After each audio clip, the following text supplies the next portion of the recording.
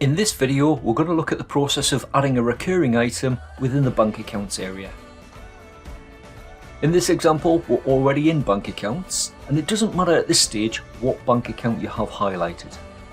From the toolbar, we click Recurring Items. Let's just maximize that window. And then at the top, we click Add. Now, we always recommend that you start with the transaction type, as this will determine what boxes are available to you. So it will default to bank, cash and credit card payments. Obviously you can select your transaction type from the drop down. As an example, if we were to choose a journal debit, you'll see that the boxes at the top change. Now in this case, we're just going to do a basic payment, and we're going to choose our bank account. So let's see our current account, and also choose the nominal code.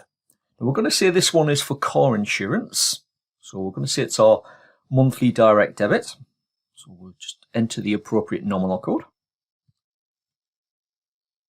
Select it.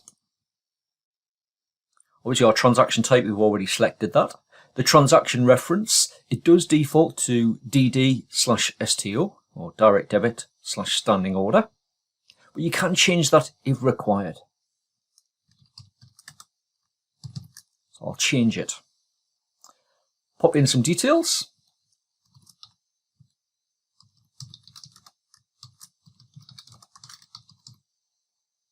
And you can, of course, code it to a department. I'll just leave that blank. We then come on to the frequency. Now, chances are, if it's a direct debit or a standing order, it's probably going to be on a monthly basis, but you can choose the frequency if required based on the number of days, weeks or months. So if you wanted to post it every 17 days, every 2 weeks, every month, every 3 months, 6 months, every year, you can choose that option. It's very flexible. So we're going to say we wanted to post every 1 month, and we're going to choose the start date. We're going to say we want that to begin, in this case, let's say the 1st of December. We can also choose the number of required postings.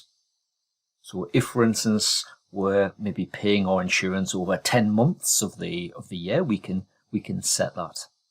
Otherwise, if you don't enter the number of required postings, it will just set as perpetual. So it's just going to keep on going until you either delete it or suspend the recurring item itself. So we'll just leave everything as it is. Pop in the net amount. So let's say we pay £25 a month, and because it's car insurance, we're going to set it to T2. So generally, I think car insurance you would find is classed as being VAT exempt in the UK. So we just OK that, and you'll see that it's now being added to the list. And that's how easy it is to set up a recurring item within the bank accounts area.